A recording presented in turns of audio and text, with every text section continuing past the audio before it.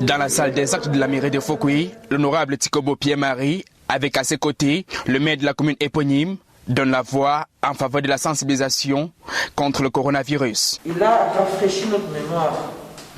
Merci honorable. À nous maintenant de respecter ces mesures-là.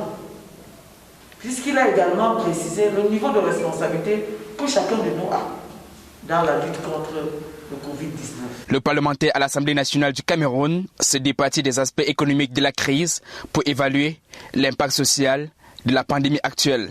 Les finances, c'est pour permettre aux êtres humains de mieux vivre, d'améliorer leur niveau de vie. Les finances en soi ne sauraient être un objectif.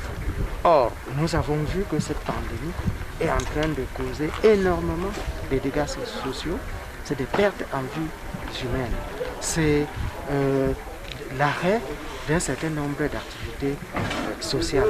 Les populations de l'arrondissement de Fouquier ne sont pas à l'abri de la menace. Menace face à laquelle la meilleure arme reste indubitablement le respect scrupuleux des mesures préventives d'hygiène et même sociétales. Respecter scrupuleusement l'ensemble des mesures barrières qui ont été édictées par le gouvernement camerounais et par l'OMS. Ainsi donc, ces outils, ce matériel ne sont que des moyens pour leur permettre effectivement de respecter ces mesures prescrites par le gouvernement et l'OMS. Pour le maire des Menou-Adrienne, il n'est pas question pour les élus et forces vives de Fouquier de dormir sur les lauriers tant que le loup est encore à la bergerie. D'où l'importance de fédérer les énergies afin de mieux mener le combat. En rappel, il y a quelques jours, une dépouille mortelle en partance de Yaoundé pour Fouquier a été stoppée net par les forces de l'ordre dans la ville de Tchang. Le défunt aurait succombé des suites de Covid-19. L'autorité locale s'offusquant de ce faire, de ce manque de sens de responsabilité chez certains fils de la localité qui, par leurs actes, exposent la vie à des milliers de Camerounais. Que nos populations, n'est-ce pas, cessent d'amener les corps qui meurent du Covid-19 dans des villages parce que la population est vieillissante, elle est pauvre, les mesures d'hygiène ne sont même pas toujours respectées. Nous ici, nous barrons la voie parce que notre milieu est encore sain. Nous ne voulons pas la pollution. Si quelqu'un meurt là où il meurt de Covid-19, on l'enterre.